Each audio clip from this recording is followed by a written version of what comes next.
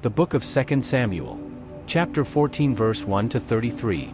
Now Joab the son of Zeruiah perceived that the king's heart was toward Absalom. And Joab sent to Tekoa, and fetched thence a wise woman, and said unto her, I pray thee, feign thyself to be a mourner, and put on now mourning apparel, and anoint not thyself with oil, but be as a woman that had a long time mourned for the dead. And come to the king, and speak on this manner unto him. So Joab put the words in her mouth. And when the woman of Tekoa spake to the king, she fell on her face to the ground, and did obeisance, and said, Help, O king. And the king said unto her, What aileth thee? And she answered, I am indeed a widow woman, and mine husband is dead. And thy handmaid had 2 sons, and they 2 strove together in the field, and there was none to part them, but the one smote the other, and slew him. And, behold, the whole family is risen against thine handmaid. And they said, Deliver him that smote his brother, that we may kill him, for the life of his brother whom he slew. And we will destroy the heir also, and so they shall quench my coal which is left, and shall not leave to my husband neither name nor remainder upon the earth. And the king said unto the woman, Go to thine house, and I will give charge concerning thee. And the woman of Tekoa said unto the king, My lord, O king, the iniquity be on me, and on my father's house, and the king and his throne be guiltless. And the king said, Whosoever saith aught unto thee, bring him to me, and he shall not touch thee any more. Then said she, I pray thee, let the king remember the Lord thy God, that thou wouldest not suffer the revengers of blood to destroy any more, lest they destroy my son. And he said, As the Lord liveth, there shall not one hair of thy son fall to the earth. Then the woman said, Let thine handmaid, I pray thee, speak one word unto my lord the king. And he said, Say on. And the woman said, Wherefore then hast thou thought such a thing against the people of God? For the king doth speak this thing as one which is faulty, in that the king doth not fetch home again his banished.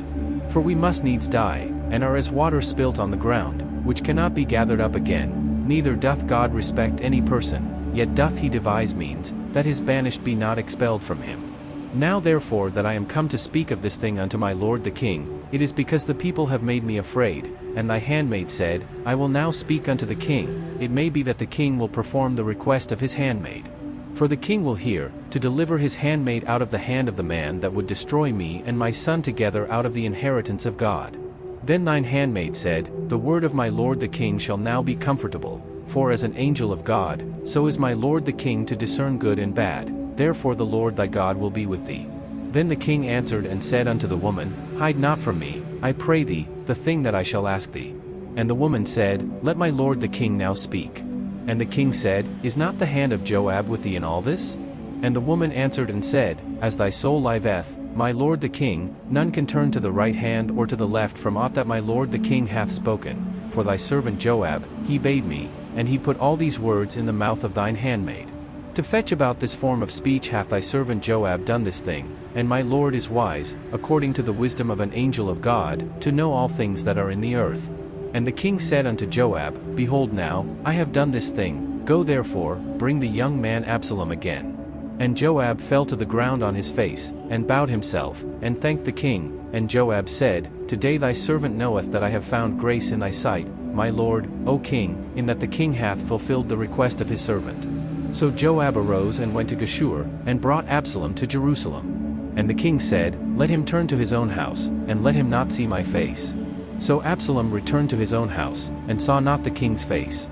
But in all Israel there was none to be so much praised as Absalom for his beauty, from the sole of his foot even to the crown of his head there was no blemish in him.